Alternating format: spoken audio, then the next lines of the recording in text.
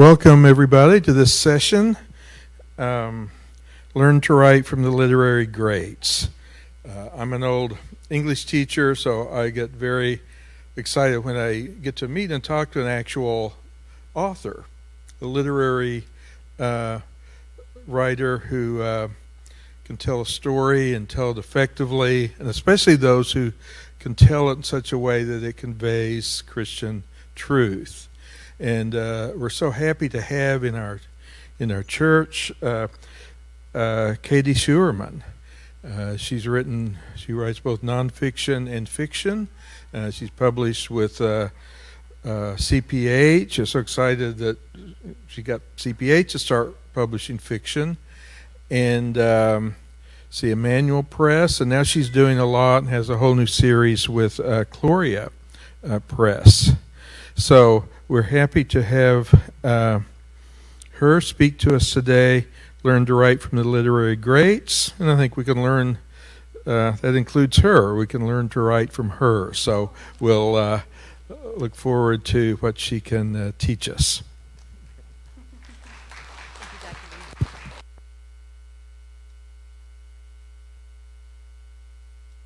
Greetings. It works? Oh, good. When I join my voice with angels and archangels and all the company of heaven to laud and magnify God's glorious name, evermore praising him and saying, Holy, holy Lord God of Sabaoth, you know that I skipped something.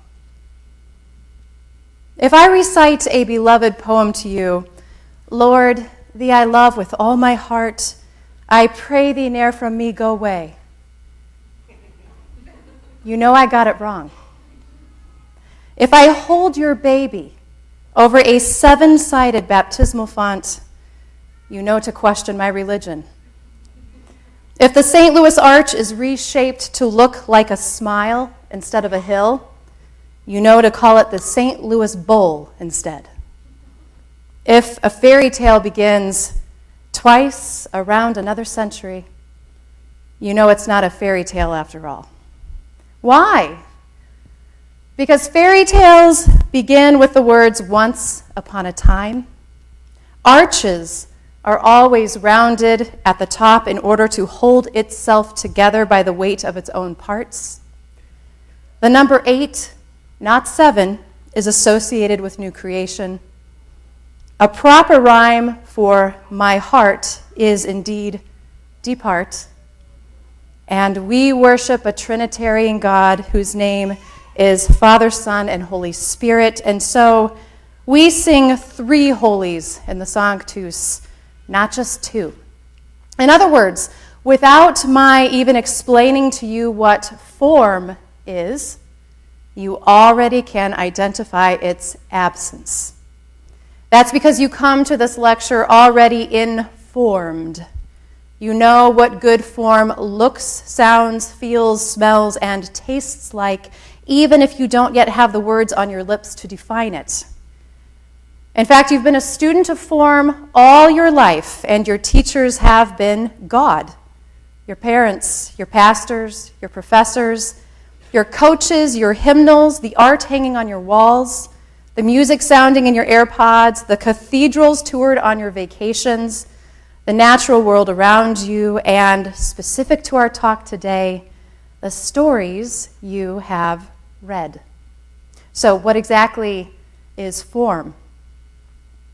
In art, form is the visible shape, shade, contour, and configuration of something.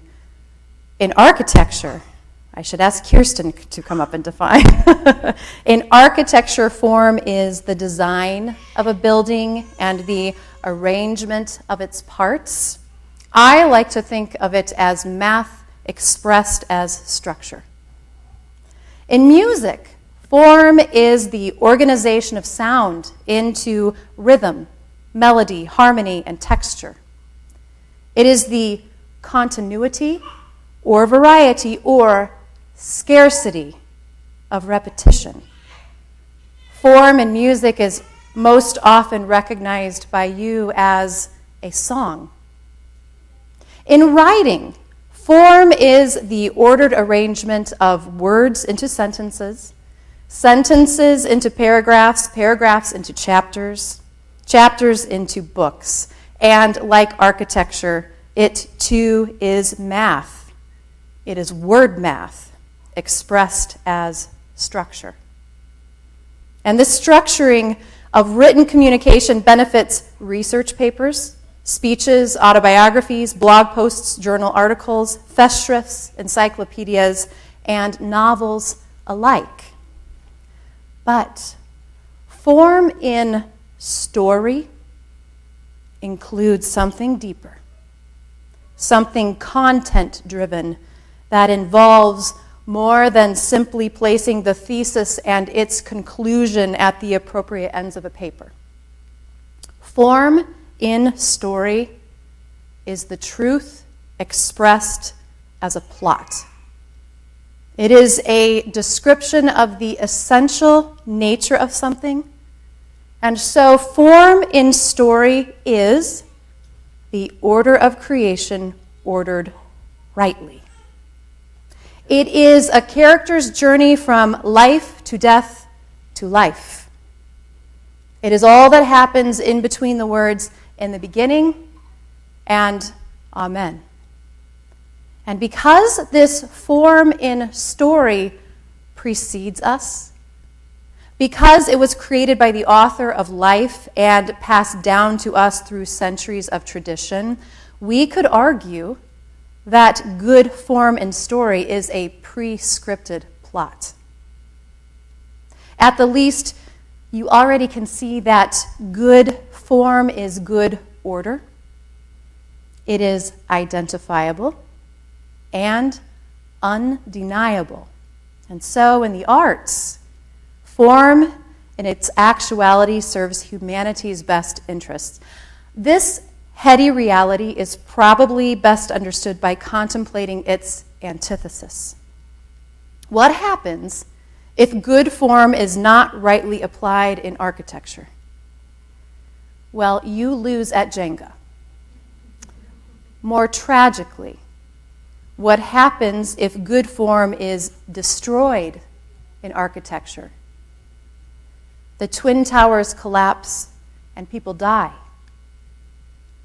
What happens if good form is destroyed in a story? The truth collapses and civilization dies. At best, the abuse of form in a story, it reads like a mistake. Like an author simply doesn't know any better, doesn't know the prescription. We've all opened a book only to close it after reading the first few pages. This is usually because we realize from the start that we do not like the characters or the setting or the narrative voice. But from the standpoint of form in story, we close the book because the author is making mistakes from page 1. He is not ordering his words wisely. He is not laying a foundation worthy of bearing the weight of an entire plot. Instead, he is laying bricks made without straw and pasting them together with sandless mortar. No serious gamer wants to play Jenga with half of the pieces already missing. And no true bibliophile wants to be pulled down a path full of plot holes.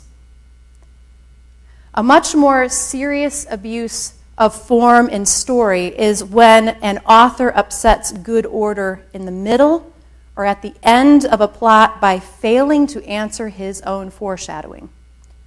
This reads like manipulation. For example, when Jo March refuses to marry Laurie in Little Women, the reader suddenly distrusts the author. Why? Because up until that point, the author has been building the reader's affections for the obvious compatibility of the two friends. Jo's refusal of Laurie does not answer the author's foreshadowing, but instead foils it.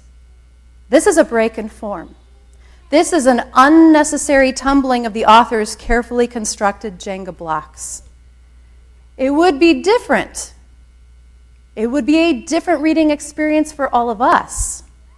If Jo's refusal of Lori resulted in a profound, purposeful growth in her character, some admirable sanctification, such as a pious, lasting conviction to remain celibate for the rest of her life, but Jo does not remain celibate.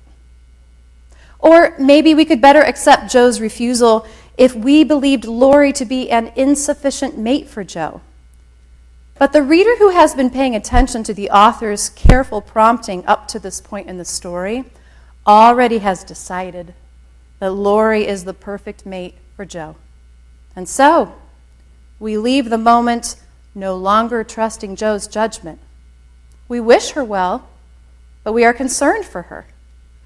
We find ourselves yearning for her character to grow and change, not into another person, but into a finer, more mature version of herself, into a woman who can give and receive love, and from the man who loves her longest and best. But the reader does not get such satisfaction in the character arc of Jo.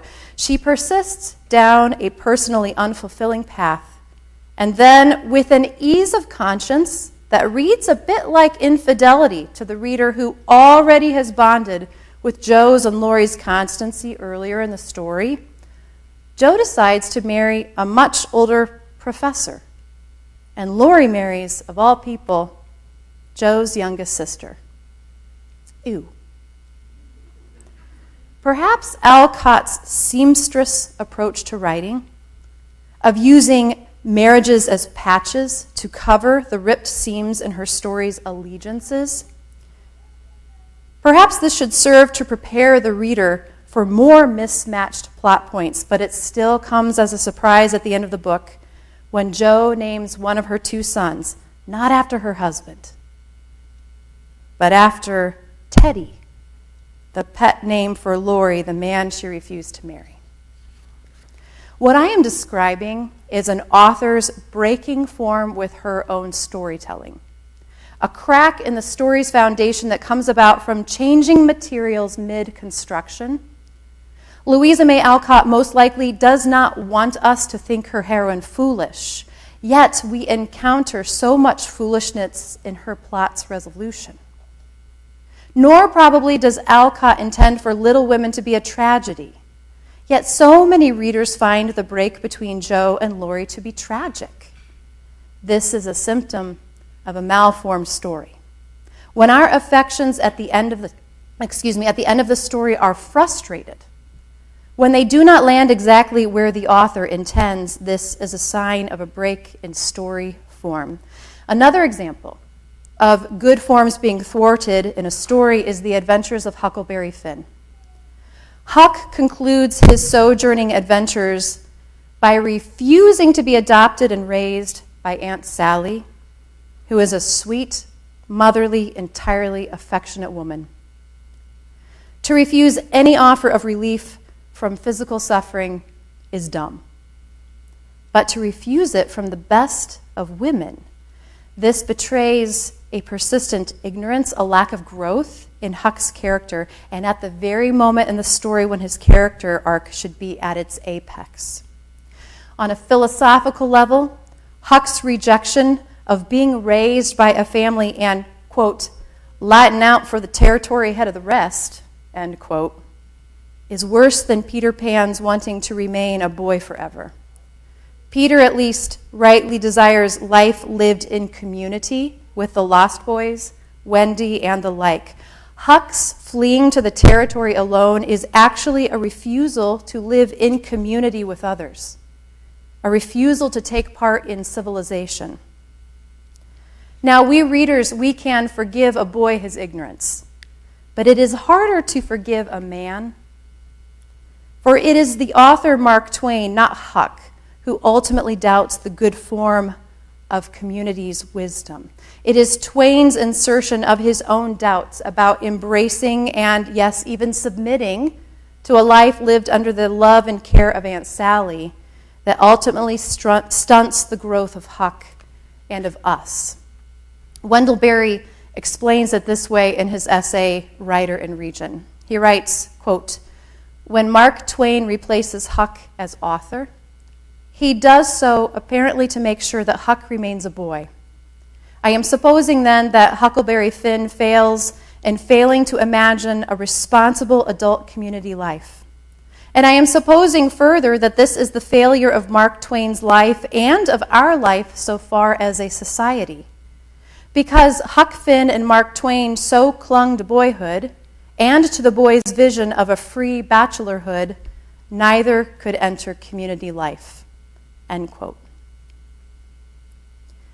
There is yet a worse abuse of form in storytelling, and that is when an author attempts to reform the reader's understanding of what is beautiful and true by turning God's good order on its head and declaring it right. This unholy disordering usually results in the main characters and the readers rejecting the straight and narrow path for the sake of some temporal satisfaction. This kind of story reads like a heresy. You've encountered such heresies in the musical Grease, in countless romance novels, in LGBTQ propaganda, in Madonna's greatest hits, and in a variety of other pop culture tropes. A rather stunning literary example of this abuse of form, of turning God's good order on its head, is the Little House series. If it has been a while since you've read these happy golden years, please bear with me as I call to mind something none of us want to remember, but also should never forget for the sake of our children. First, a commendation. One of the great strengths in Laura Ingalls Wilder's epic prairie tale is that it reflects the truth of good order in the home. The parenting of Pa and Ma is so exact, so good, so effective, so truly loving that it results in a harmonious home life amidst the most dire living conditions. We, along with Mary, Laura, Carrie, and Grace, we learn to put our trust in Pa and Ma no matter the circumstances, and consequently, we want to put our trust in God, who is wise to order families thusly.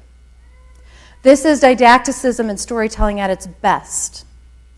And so it is a great tragedy, a tremendous break in form, that after 7 books of Laura's being formed rightly to put her trust in the care of Pa, the head of her home, the 8th book ends with Laura's being convinced to no longer put her trust in the care of the new head of her home, Almanzo, her husband.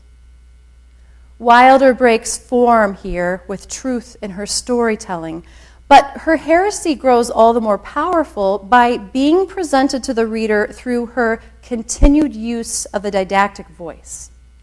Put another way, because Wilder's series is written in a narrative intended also to instruct us morally, her heretical religious instruction in Book 8 is difficult to defend as simply autobiographical. Allow me to read a short excerpt from these happy golden years. Laura summoned all her courage and said, "Almanzo, I must ask you something. Do you want me to promise to obey you?" Soberly, he answered, "Of course not. I know it is in the wedding ceremony, but it is only something that women say.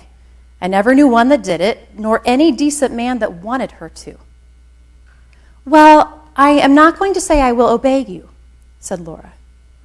"Are you for women's rights, like Eliza?" Almanzo asked in surprise. "No," Laura replied. "I do not want to vote, but I cannot make a promise that I will not keep. And Almanzo, even if I tried, I do not think I could obey anybody against my better judgment." "I'd never expect you to," he told her. "And there will be no difficulty about the ceremony because Reverend Brown does not believe in using the word obey." "He doesn't? Are you sure?" Laura had never been so surprised and so relieved all at once. "Well, he feels very strongly about it," Almanzo said. "I have heard him arguing for hours and quoting the Bible texts against St. Paul on that subject. You know, he is a cousin of John Brown of Kansas, and a good deal like him. Will it be all right then, the last week of this week or early next week? It bears repeating. Laura, whose plot up to this point in the series has centered around learning to trust and obey the objectively better judgment of Pa, grows up to confess this about the head of her home. I do not think I could obey anybody against my better judgment.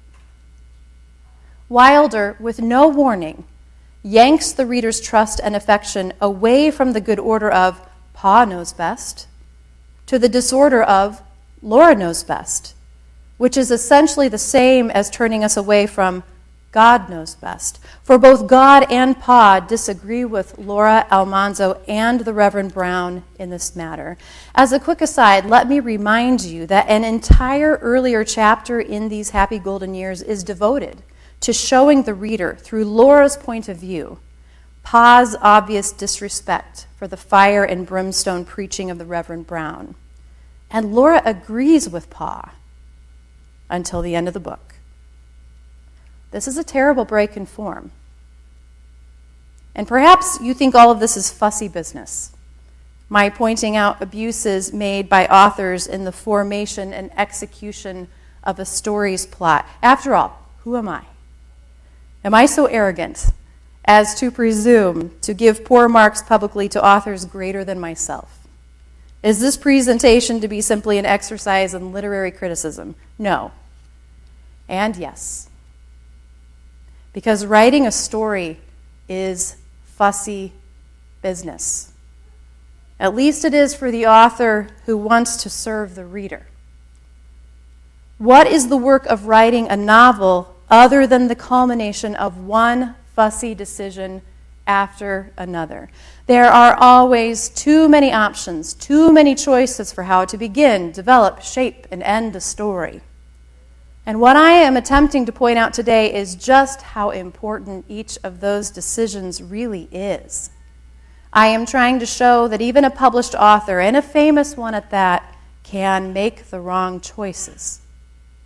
And I am bold to make such an assertion only because truth is objective, even in storytelling. And here is what I mean. I can create a fictional story only because I myself am created and creative. My ability to imagine a story is entirely dependent on my creator's forming my brain out of dust and breathing his life into me. And so even my creativity is shaped. It is formed by the truth of my dependence on the Creator. My story is formed by his. And so my own stories are formed by the truth of his forming me. After all, what is a fictional story other than an imitation of true life? And what should a story do other than remind the reader of what is true? A well-written story serves as an informative exercise in truth. It gives the reader a practice round at making his way through the obstacles of life truthfully. By the way, we should not put only truth through the ringer. Goodness and beauty also are creations of our Lord, and so they also exist objectively. To write a story that proclaims evil to be good or ugliness to be beautiful is also to break faith with God's good prescripted form. Such a story is a lie, and it misinforms the reader. And this misinformation threatens to reform the reader simply by exposure alone. Trash in, trash out. If we read only romance novels, we will imagine mostly romances in our characters' stories. If we watch only Marvel movies, we will imagine more anti-heroes than saviors in our plots. If we watch only Seinfeld, we will abandon wit for sarcasm. If we read only free-form poetry our words will forget how to rhyme. By the way, poets, don't avoid rhyme schemes and poetic feet and meter just because they are frustrating. All of it is form, good form. It's so good it comes to you already named. Couplet, limerick, sonnet, trochaic, iambic, pentameter, and so on. Some of you think of rhyme scheme that it is a straitjacket to your creativity, but remember, Houdini taught us that straitjackets don't really hold us captive. They simply focus our creativity toward a particular goal. They stretch our imaginations and our muscles into a work that is beyond what we think the flesh capable. And yes, straitjackets also require some submission to pain. But the pain works for our good, for our freedom. So it is with rhyme schemes. They're simply straitjackets we put on our poetic stanzas to focus our creativity, inspiring our lexicons to be more limber and altogether better. Okay, back to the point. I suspect we have lost our love and our appreciation for form in storytelling. In this present age, we might even have lost the ability to recognize its absence, for we are writing stories without it. None of us in this room means any harm, but it would be better for us to be reading well-formed stories and then to be writing well-formed stories. And so I am pointing out the crisis that we might partake in its solution.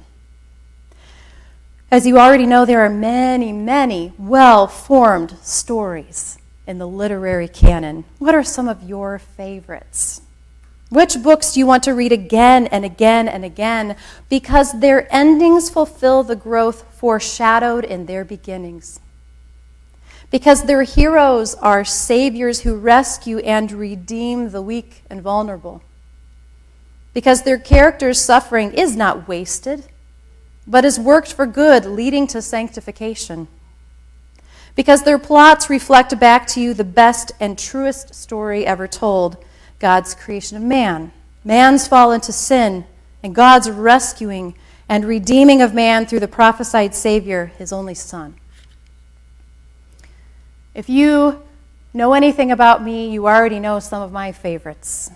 L.M. Montgomery's Anne of Green Gables, Richard Adams' Watership Down, George Eliot's Adam Bede, Wendell Berry's Hannah Coulter, Marilyn Robinson's Gilead, George MacDonald's Thomas Wingfold Curate, C.S. Lewis's Out of the Silent Planet, Jane Austen's Pride and Prejudice, J.R.R. Tolkien's Return of the King, Edna Hong's Bright Valley of Love, and Bo Geertz's The Hammer of God. These books have much to teach us if we'll let them. For example, where Louisa May Alcott stumbles over her own foreshadowing in Little Women, J.R.R. Tolkien stands strong from prologue to epilogue in The Lord of the Rings. Aragorn and Arwen are each other's match from the start, and not only in the strength of their attraction toward each other, but also in the pre-scripted lore of elven song. Like Beren and Luthien and the Lay of Leithien, Aragorn and Arwen are blessed, even doomed, to love each other to the end. And no wait is too long, no fellowship too trying, no mine too dark and deep, no tower too fortified, no battle too dangerous, no maiden of Rohan too tempting, no mortality too threatening to overcome their fidelity toward one another. Where Mark Twain abandons responsibility in Huckleberry Finn, Fyodor Dostoevsky bears the cross in Crime and Punishment. Dostoevsky's Raskolnikov, a man guilty of premeditated murder. He slides in and out of society, avoiding conviction for his terrible crime. But Raskolnikov's conscience is forever tortured. You see, he's baptized. And only when he turns himself in, when he confesses his sin, and when he pays his debt to society by picking up his cross of suffering in prison, only then does peace enter the story, both for him and for those affected by his crime. This murder-turn-confession and absolution plot is the dignified choice to remain living in community at its worst and best. And we sinners can't help but see ourselves in this wretched, forgiven man. Where Laura Ingalls Wilder breaks trust in these happy golden years, Ella Montgomery keeps faith in Anne of Green Gables. Montgomery's heroine, Anne Shirley, wins a prestigious scholarship to a college far away from Little Avonlea, a dream come true for bookish Anne. But Marilla, the woman who adopted Anne as an orphan and serves as her mother and only parent in life, Marilla has failing eyesight. It is not best that Marilla be left to live alone. And Ella Montgomery beautifully articulates the struggle and the joy of every Christian who wrestles against the vocation she's been given in life when she writes this of Anne, quote, "When Marilla had eaten her lunch, Anne persuaded her to go to bed. Then Anne went herself to the east gable and sat down by her window in the darkness alone with her tears and her heaviness of heart. How sadly things had changed since she had sat there the night after coming home. Then she had been full of hope and joy, and the future had looked rosy with promise. Anne felt as if she had lived years since then, but before she went to bed, there was a smile on her lips and peace in her heart. She had looked her duty courageously in the face and found it a friend, as duty ever is when we meet it frankly." End quote. And what was Anne's friendly duty? To humble herself under God's good order by remaining at Green Gables, looking after Marilla and receiving, in her own words, the joys of sincere work and worthy aspiration and congenial friendship.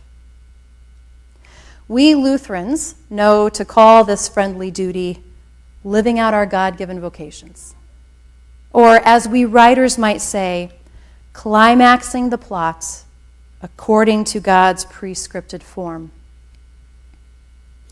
These examples of good form in storytelling make us ponder the logistics of writing. How and when and why does form function successfully in a story? Well, it helps me to think in musical terms. As a listener is comforted by the recurrence or the reappearance of music he recognizes. Everyone loves a song and a story that goes there and back again. Put another way, it is gratifying in music to hear repetition, to greet a musical phrase that we already know. This is why so many of our favorite songs have recurring motives. For example, "This is the day that the Lord has made. Let us rejoice and be glad in it." We sing this part together. "This is the day that the Lord has made. Let us rejoice and be glad in it." My turn. "This is the day," together, "that the Lord has made." We are comforted to repeat. We are comforted to be reminded. We are comforted to greet even a musical phrase like a friend that we know. Composer Richard Wagner uses recurring motives in his operas to help audiences recognize and bond quickly with various characters on stage. He achieves this bonding by assigning a leitmotif, is what we call it, a little musical melody to each of his characters, and then repeating that melody, or even developing that melody, whenever the character is on stage. You are already familiar with this technique, for most film score composers today piggyback off of Wagner's leitmotif idea when scoring music for their movies. Who comes on the screen when you hear dum dum dum dum da dum dum da dum? Yeah, the Imperial March. Where are we in the world when you hear da-da-dee-dum-dee-da-dee, da-da-dum-da-da, the Shire, yep. Or my favorite, bum-ba-dum-bum, bum-ba-dum, bum-ba-dum-bum. Okay, yeah, good. Obviously a child of the 80s and the 70s, yes. Ludwig van Beethoven, he also depends on a listener's being able to recognize form in his compositions, but he does it for a different purpose. He is not so concerned with the listeners being comforted by the recurrence of any one musical motive in his symphonies. Instead, he wants to unsettle the listener by making his repeated encounters with a recognizable motive different rather than the same. He wants to jar the listener by changing the motive's harmonization, or altering its voicing, or displacing its rhythm. By the way, this sounds exactly the way it feels when we come upon a prince in a fairy tale to find him transformed into a beast or a frog. I can describe to you what Wagner and Beethoven are doing in their music because I've studied the music of Wagner and Beethoven. I've observed, analyzed, identified, and even practiced imitating these composers' choices in handling, respecting, and manipulating form. This is what musicians do, by the way. Composers learn to compose music by listening to and studying the compositions of others. If I want to understand how John Williams makes me feel so whimsical and ready for romance in the opening scene of the movie Sabrina, then I need to study the form of his music underscoring the frames. That study may even involve opening up the written score to analyze better Williams's compositional choices. Which notes is he arpeggiating, and which is he gathering into chords? What mode is he utilizing to make it all sound so French? And what instrumentation does he choose in that ritornello of the main theme to make my heart swell to the point of bursting?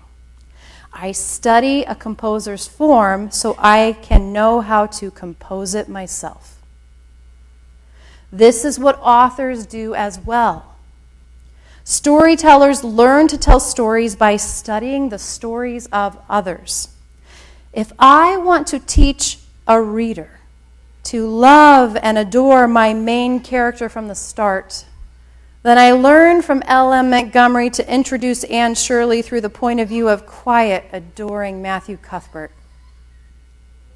If I want the reader to learn to respect Mr. Darcy at the same moment as Elizabeth Bennet, then I learn from Jane Austen to make sure the reader does not comprehend the details of his true character until Lizzie does. If I want the reader to experience the catharsis of being a celebrated hero, then I learn from J.R.R. Tolkien to fill Samwise's head, heart, and history with epic songs about heroes, long ahead of his being made the hero of a song himself. This is a good way. This is the right way to form a story. And that right way was established long before you and I were ever born. You see, stories precede you and me. Since the Garden of Eden, stories have been formed and told and passed down from generation to generation. The established tradition already is in place, and so the good order of storytelling precedes the telling of our own. Stories of this world begin, develop, climax, and end as God intends. They always have, they always will, right up to the completion of our own life story on our deathbed and the beginning of its sequel on the resurrection day. We authors serve the reader best, I believe, when we conform our creative efforts to this age-old tradition, when we continue in our study of the greatest stories and let them teach us how to be the greatest storytellers. Isn't that the point of telling stories anyway, to inspire and to instruct, to examine and to enlighten, to bestow and to bless, to teach and to turn our eyes toward Jesus, the author and perfecter of our faith. I read this paper aloud to my mama last week, who, by the way, was also my upper division high school English teacher. This was her response. Storytelling is not a Mickey Mouse game. It's a sacred responsibility. One thing that frustrated me when I retired from teaching so many years ago was the question of who and what would follow me, and would that sacred responsibility be honored? Because at the time there was a disenfranchisement stirring toward the tried and true classics. The classics are classics because they've withstood the ages and because they teach truth. To just dismiss them because they are old, that seems to me a betrayal of all the good that has come before us.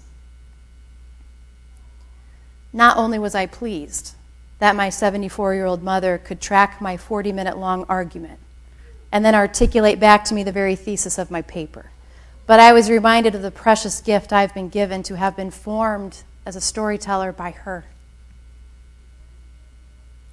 The wisest man confesses there is nothing new under the sun. This should comfort all of us when it comes to storytelling. We don't need to come up with anything new. We shouldn't. We can't. But let me be clear. I am not suggesting that we stop writing new stories today. Quite the opposite. The truth still needs applying even to the trials of today. And stories remain one of the most effective tools for slaying the roaring lions that prowl around our children.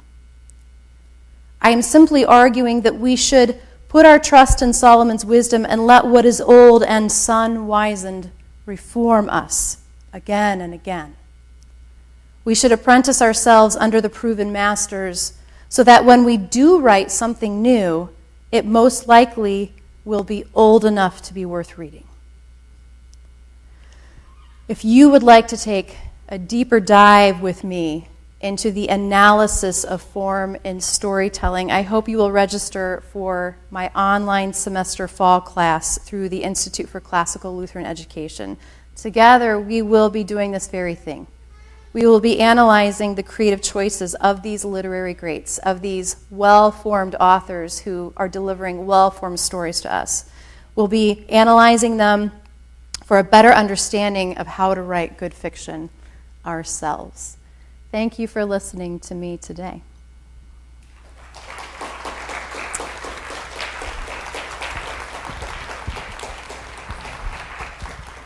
Well, thank you. Just like to make comments. We've been talking about what makes something classical, and elevator speeches, to say it briefly, and really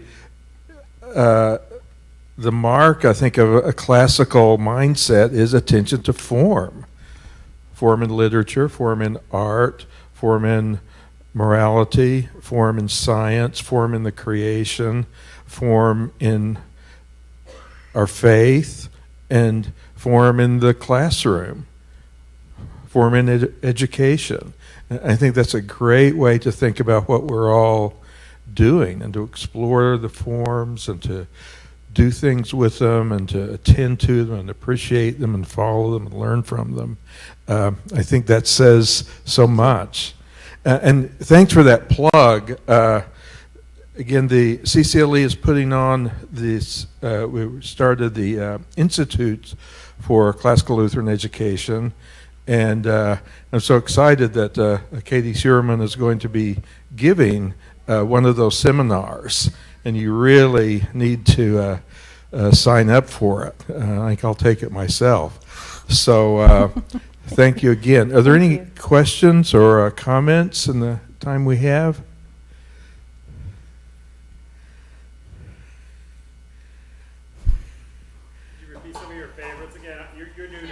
Oh, hi. You're new to me, too. What's your name? I'm Melvin. Melvin, I'm Katie. Nice to meet you. Go real fast. Okay. How long can we stay here? Okay. Well, I didn't list. I actually love Michael D. O'Brien's Island of the World. Yeah, he's actually a living author. He is Roman Catholic. There will be a lot of mysticism in it, but it is an extraordinarily well-formed novel. And you're a man, and I think every man should read it. Okay, Anne of Green Gables is wonderful for vocation. Ella Montgomery. Also, Jane of Lantern Hill is one of hers. I highly recommend. She addresses divorce very faithfully and well-formed. And that's actually, I think, a helpful story for today for us to read. I think Marilyn Robinson's Gilead is stunningly beautiful. Wendell Berry's Hannah Coulter, introduced to me by my friend Janet Fries over here, changed the way I write and influenced me highly. It's beautiful. Jaber Crow's also great. I don't recommend it as highly as Hannah Coulter, just for this, what I was talking about being formed. He's using a metaphor of marriage applied to our fidelity to the land. And so you can imagine if he's concerned about the land, what he's going to do to the marriage in the story because of the way we treat land today. So I just don't necessarily would expose everybody to that at certain ages. I really appreciate George Eliot as a writer. Silas Marner is great. Adam Bede is great. I just read Middlemarch. It also is great. It's a long one, though. I think Charlotte Bronte's Jane Eyre is a well-formed story. Jane Austen is a master at this. My favorite is still Pride and Prejudice. My unpopular opinion is that I love Sense and Sensibility. I know so many of you don't, but I do. It's because I married a Colonel Brandon, so that's why. What else did I mention? What did you say, Marie? Richard Adams' Watership Down. Oh, please read that. It is marvelous. Yes. Yes, ma'am. How do you feel about unreliable narrators? What are your thoughts on unreliable narrators in fiction? I think they're unreliable. So I know my perspective is a little different because, for one, I'm a reader along with all of you, but having written some books, it has changed the way I read. And I have a hard time submitting myself under the care and watch of an author who doesn't care about me. And so if the narrative is unreliable, I don't trust them to die for me when they need to die to self when they need to for my sake. So life is short, right? Pick up Island of the World instead. Yeah. Excellent. What do you think about unreliable narrative? So when I was in high school, we had the list of books to read, but we weren't guided through them. Yeah. So I read all these books and I have no idea to this day what they're about. Okay. Science and stuff like that. Okay. And one was The Great Gatsby, and I took it as fact. Mm-hmm.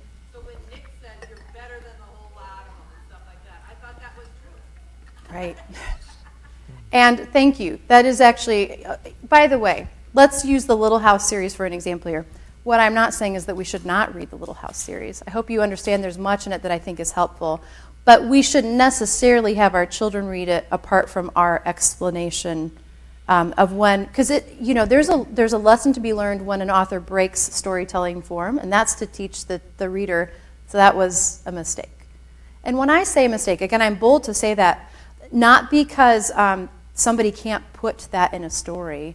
It's because she breaks her own form, okay?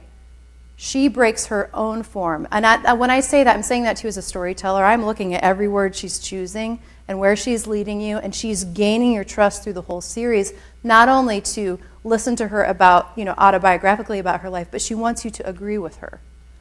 She's winsome that way. And then to break faith with the Bible at the end like that, she's still being winsome. And so we be careful and make sure that our students and our children have the right. If there's an unreliable narrator, we are reliable teachers, okay? My family is literally on that book right now. Oh, okay. I've never read through the series before, but we live an hour from where they are in South Dakota, so Okay. have my family go to New York. Last 3 chapters. Okay. Yeah. Yeah. Yes, ma'am. Oh, you're welcome. Yeah.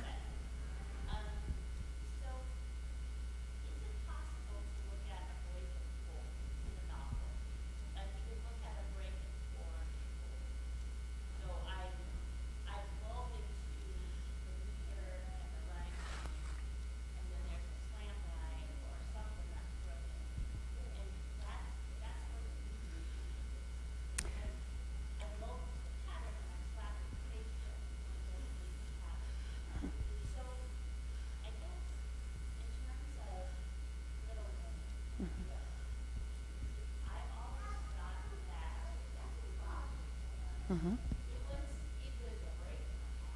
Mm-hmm. Mm-hmm.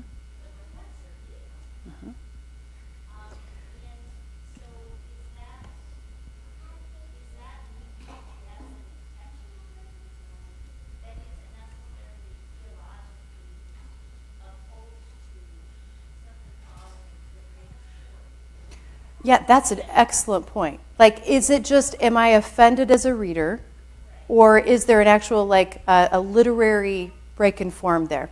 I'm going to be bold to say there's a break, and here's why. I mean, I don't go into such detail in my paper, but we have to look at what Louisa May Alcott does with her characters after that scene.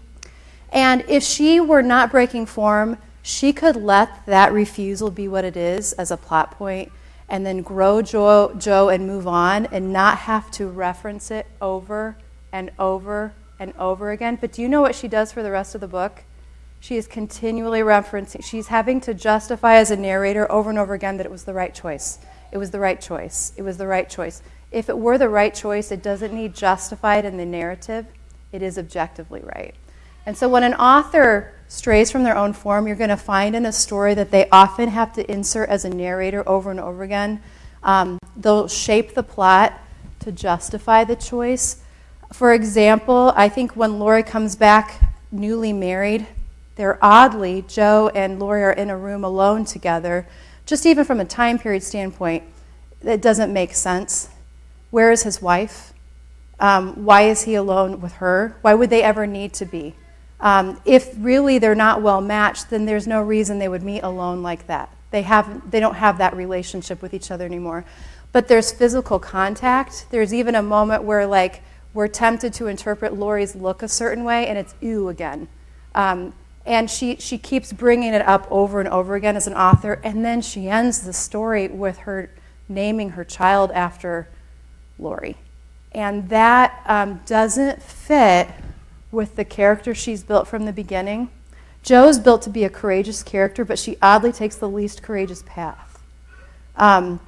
And so as an author, I'm saying it's a break in story form because Louisa May Alcott wrote in such a way that she had to then justify that plot choice over and over again because it wasn't built appropriately before that. So we look at it from both ends, moving toward that point, and see what choices she makes as an author.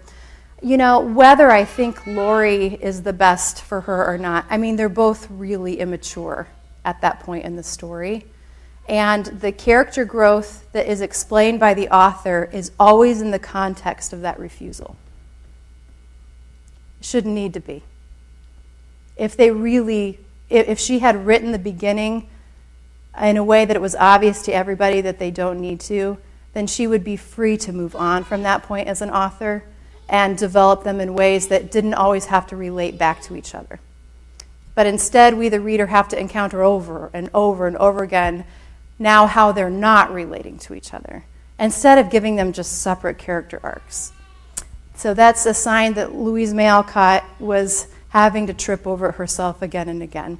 And maybe this is I hope I'm articulating it well. It's from the point of view of an author.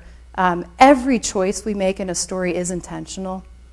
And anytime an author chooses to justify a plot point, it's intentional because it's out of the storytelling narrative. We must insert ourselves to do that, and she does it. She will just not leave it alone. If they really didn't belong together, just let them be. Like, don't make them touch. Don't make them be in a room together. Don't make them look at each other longingly. Don't justify why this one is better than another. Now, you could, in the point of view of a character who's growing, and I think she most closely does that in the relationship between Joe and the professor. But even in that trope, we still have to get through the curtain of Laurie to relate to him because it's still in the narrative. And so that's an indication of a break in form. Is that absolute truth? That's debatable. We could probably write all kinds of theses on this. But from an author's standpoint, she's spending an awful lot of time on a plot point that doesn't matter if it really didn't matter. Does that make sense? Yeah. She could train us differently. I hope that's helpful. You know, I had to reread it last week just to make sure I wasn't remembering it incorrectly. So I did. That's why I can speak so fluidly about it. I just reread it. Yep. Any other question? Excellent question, by the way. And by the way, you know, that doesn't mean that an author can't choose to break form on purpose for the good of the storytelling. For example, when I was talking about Beethoven, that was not in like a critical way of that he did poorly. He was breaking form on purpose as a way of affecting you in the music. And an author can certainly do that, but an author who does that doesn't ever have to justify the choice continually throughout the narrative. It's intentional and it's obvious and it's out of form, but it's good, well formed. Yeah. Okay, any other questions? Yes. Okay, yes, let's. Here? Oh, yeah. I've got a microphone. Oh, thank you. I'm sorry. I must be getting older. I can't hear very well. Thank you. Whoa. Thank you for giving us food for thought. I came in late, and you were talking about Mark Twain and criticizing him, and I was like, what? I know, right? And Wendell Berry did it first. it's funny because you kind of, through my life as I've been an avid reader, if I get to the end of a story and I don't really like it, I'm like, well, I just make a new ending in my head. And so you just gave me permission to do that with a great author, so thank you. By the way, I It's love fun to Huckleberry listen to. Finn. I love Yeah. it as a book. Yeah. But I thank you. It gave me some good food for thought. I'm glad. Well, Wendell Berry is the one who pointed that out to me. I love to read his essays. He's incredibly thoughtful and smart about literature, but it's what he teaches. But I had to go back and read Huckleberry Finn then, and I think I, of course, was unwise the first time I read it and wouldn't have ever noticed this rejection of community living. But you can see, yeah, Mark Twain does insert himself there at the end. It's too bad. It's too bad, yeah. But it's a wonderful, I do like Huck Finn. Yeah. We've been talking a lot about this in Scholasticus this week. We've been talking a lot about this idea of like, why do we feel unfulfilled at the end of certain stories, and breaking that down a little bit. Was that the author's intention or not? Or is it that the story goes against the good formation that our parents have done for us? Yes. Thank you. Any other questions, or is it time?